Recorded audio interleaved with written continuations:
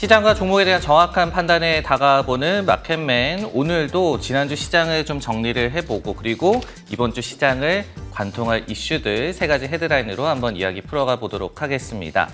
먼저 지난주 시장을 한번 정리를 해보도록 하겠습니다. 헤드라인 어떤 부분을 좀 준비를 해왔냐면요. 3주 만에 미국 증시가 주간 하락세를 기록을 했다. 금리 공포가 또 한번 불어닥치고 있다. 이 내용 한번 살펴보도록 하겠습니다. 지난주 금요일에는 미국 증시가 소폭 좀 반등을 성공을 했죠. 하지만은 주간으로는 하락세를 면치 못했고요. 그리고 특히 나스닥 지수 같은 경우에는 약 한 2% 정도 주간 기준으로 하락하고 말았습니다. 그러면서 3주 만에 처음으로 주간 하락세를 기록했던 미국 증시 잠시 좀 잘목이 잡히는 모습이 나타나고 말았습니다. 결국은 그 원인을 한번 생각을 해보면요. 너무 좋은 경제 지표가 결국 금리 추가 인상 공포로 이어졌다라고 좀 볼 수가 있을 것 같고요. 그러면서 지난주 목요일에 발표가 됐던 이 실업수당 청구 건수 역시도 예상 밖으로 좀 감소를 하면서 이처럼 경제 지표가 너무 좋은 것이 결국은 추가 금리 인상을 불러오지 않을까라는 시장의 공포감을 좀 자극하고 말았습니다. 그러면서 또 하나가 또 있었습니다. 결국은 금리 공포 때문에 밸류에이션이 높아진 기술주 위주의 하락세가 나온 것과 더불어서 감산 이슈가 계속해서 좀 불러일으켜지고 있죠. 그러다 보니까 국제유가가 주간으로 약간 또 2% 정도 상승을 했습니다. 그러면서 이런 부분은 다시 한번 물가 상승에 대한 공포로 좀 작용을 하면서 이 역시도 다시 또 긴축 공포로 이어질 수 있는 그런 요소라고 볼 수가 있겠습니다. 물론 연준 인사들의 발언은 시장을 좀 일부 진정시킨 그런 요인으로 해석이 되고 있는데요. 예를 들어서 존 윌리엄스 이 뉴욕 연방은행 총재 같은 경우에는 현재 정책 그리고 여러 가지 부분들이 바른 방향으로 가고 있다라고 얘기를 하면서 정책이 적절하다라고 좀 얘기를 하면서 증시에 좀 안정세를 좀 돕는 그런 발언을 전하기도 했습니다. 네, 이 이슈에 대해서 어떤 부분 좀 더 살펴봐야 할까요? 물음을 한번 던져봤습니다. 인상 사이클이 끝이라더니 결국은 금리가 더 오를까? 이 부분 한번 살펴보도록 하겠습니다. 이처럼 이 추가 인상에 대한 공포감이 증시에 좀 영향을 주고 있지만은 사실은 그 전망에는 큰 변화는 감지가 되고 있지 않습니다. 예를 들어서 지금 그림에서도 보시듯이 CM 페드워치, 그러니까 금리 변화에 배팅하는 선물 시장의 좀 움직임을 보면요. 여전히 좀 며칠 있다 있을 9월 달에 FOMC에서의 금리 동결 가능성을 93%로 매우 절대적으로 제시를 하고 있는 상황입니다. 물론 다음 회의 11월 달에 추가 인상 전망 같은 경우에는 일주 전, 한 달 전과 비교를 해서 좀 높아져서 지금은 42%까지 높아지긴 했습니다. 하지만 그때까지는 시간이 좀 더 있는 상황이죠. 그렇기 때문에 그때까지 나올 경제 지표를 좀 더 지켜볼 필요가 있을 것 같습니다. 앞서서 윌리엄스 뉴욕 연방은행 총재의 발언을 전해드렸는데요. 다른 연준 위원들의 발언도 궤를 좀 같이 하고 있는 그런 상황입니다. 수잔 콜린스 보스턴 연방은행 총재 같은 경우에는요. 금리 인상 효과 발현에 시간이 소요되고 있다라고 얘기를 하면서 현재가 적절하다라고 발언을 전한 바가 있었고요. 그리고 이제 라파엘 보스틱 애틀란타 연은 총재 같은 경우에도 추가 조정 전에, 그러니까 정책을 추가로 제한적으로 가져가기 전에 인상 효과가 작동하는데 시간이 좀 필요하다라고 얘기를 하고 있습니다. 이렇듯이 크게 좀 변화된 그런 부분은 없는데 왜 증시는 이렇게 좀 흔들리고 있을까? 한 2가지 정도의 요소로 생각을 해볼 수가 있을 것 같습니다. 첫 번째로는 여러 차례 말씀을 드렸지만은 9월 달은 이제 여름 휴가가 지난 이후에 역사적으로 볼 때 미국 증시가 가장 부진했던 달이었습니다. 그러다 보니까 심리적인 요소 그리고 계절적인 요소를 무시할 수가 없을 것 같고요. 그리고 두 번째는 결국은 물가 트렌드가 지금 심상치 않기 때문에 추가 긴축에 대한 공포로 이것이 이어지고 있는 것 같습니다. 관련해서 예전에 이제 핌코의 또 유명한 또 어드바이저기도 했고 지금도 거의 굉장히 저명한 이코노미스트로 이름을 날리고 있는 에리언 같은 경우에 이렇게 얘기를 하고 있어요.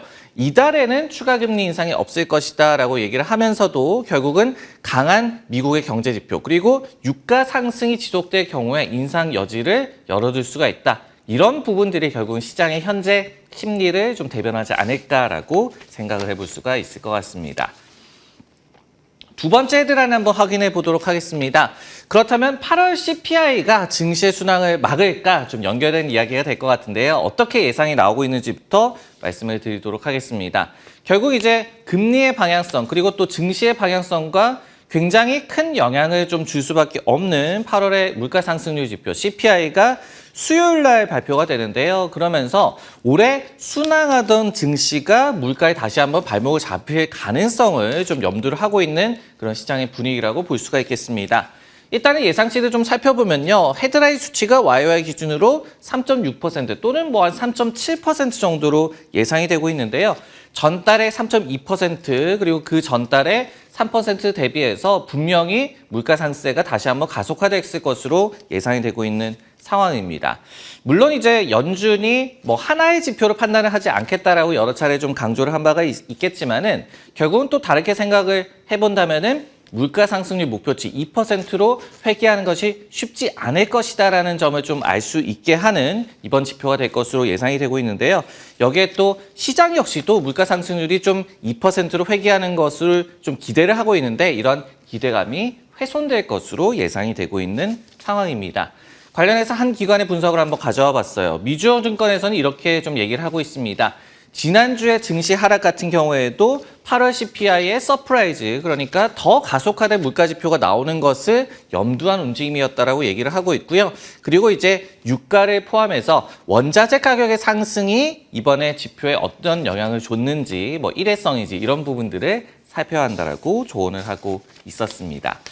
이 부분에 대해서 좀 더 생각해 볼 물음 던져봤습니다. 8월 CPI 결국은 9월 증시를 더욱더 암울하게 만들까? 어떤 부분을 좀 더 살펴봐야 될까요? 일단은 에너지 가격 위주의 좀 가격 상승세가 이번에 전망이 된다라는 점에서 해석이 그렇게 뭐 나쁘지는 않을 것이다. 이런 부분을 저희가 좀 생각을 해봐야 될 것 같습니다. 관련해서 모건 스탠리에서는 이렇게 좀 얘기를 하고 있어요. 일단은 시장과 비슷한 수준의 전망치를 제시를 하고 있거든요. 그러면서 근원 물가 상승률을 좀 봤을 때는 1월에서 5월 달의 트렌드 대비해서는 여전히 나을 것이다라고 얘기를 하고 있고요. 그리고 이제 8월 달에도 어떻게 본다면은 핵심제 물가 하락세는 지속됐을 것으로 이렇게 분석을 하고 있습니다. 두 번째로 TD증권 같은 경우에도 근원 CPI가 전달과 상승률이 같을 것이다라고 예상을 하고 있고요. 여기에 더해서 재화가격 하락세가 예상이 된다. 역시 비슷한 얘기를 하고 있고 또 주거비 정도가 와일드카드가 될 것이다라고 얘기를 하고 있습니다.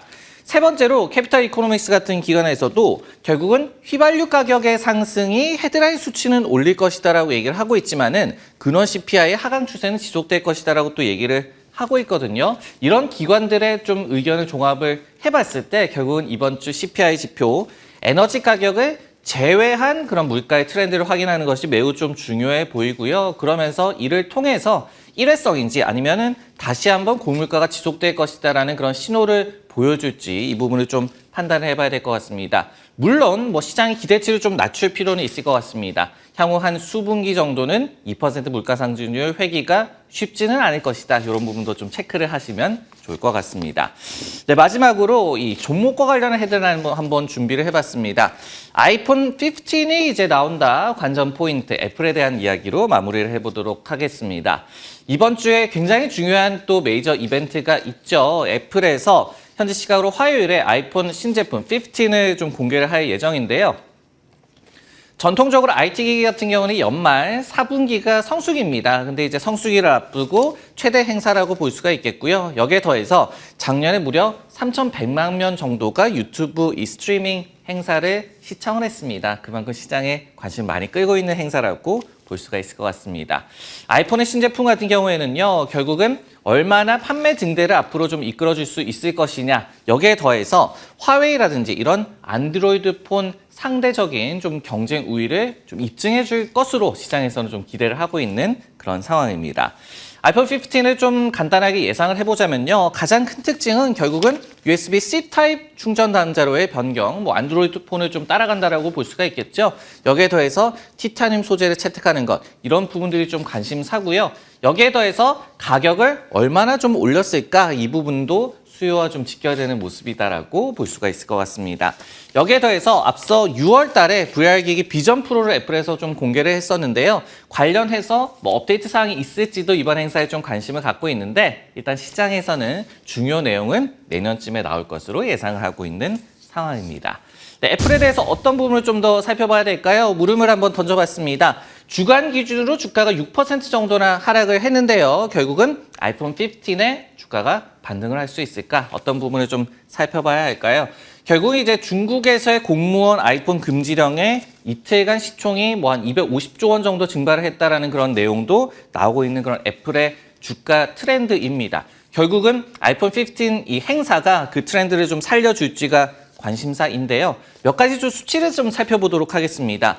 애플에서의 이 중국 시장 점유율이 2분기에 17.2%로 전년의 15.5% 대비해서 굉장히 더 좋아지고 있었습니다. 하지만은 같은 기간 동안 화웨이의 점유율이 6.9%에서 12.3%로 급등을 했어요. 그러다 보니까 결국은 공무원들 사이에서 아이폰의 수요가 빠지는 것뿐만이 아니라 이참에 그러면은 중국에서 화웨이로 교체하겠다. 그런 소비자들의 수요를 저희가 좀 걱정을 해야 하는 상황이고 이런 요소들이 결국은 주가 하락을 이끌었던 그런 원인으로 해석이 되고 있습니다. 다만 이제 시장의 의견을 좀 종합을 해보면요. 우려가 다소 과장이 됐다라는 그런 얘기들이 많이 나오고 있습니다. 왜 그런지를 좀 살펴봤더니요. 모건 스탠리에서 이렇게 얘기를 하고 있었어요. 주가의 낙폭이 좀 과대됐다. 최악의 경우를 좀 시나리오로 살펴본다고 하더라도 매출 약 한 4% 정도, EPS 3% 정도의 타격이 예상된다라고 분석을 하고 있습니다.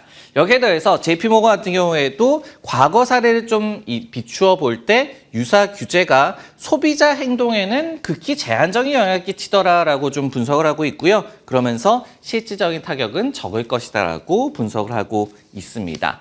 다만 저희가 애플과 관련해서 첫 번째는요. 앞서 말씀드렸듯이 꾸준하게 점유율이 올라가던 상황에서 찬물을 끼얹은 그런 중국의 규제 이슈라는 점을 좀 부정할 수가 없을 것 같고요. 그리고 두 번째로는 신고가 부근에서 결국은 밸류에이션 부담을 시장이 좀 느끼고 있는 상황에서 우는 아이를 때려주는 그런 악재가 나왔기 때문에 주가가 하락했다. 이렇게 좀 해석을 할 수가 있을 것 같습니다. 결국은 이런 부분들까지 상쇄시켜줄지 여부는 이번 주에 아이폰 15 이벤트 그만큼 중요하게 좀 볼 필요가 있을 것 같습니다. 네, 마켓맨 오늘 준비한 내용 여기까지고요. 저는 다음 시간에 다시 돌아오겠습니다.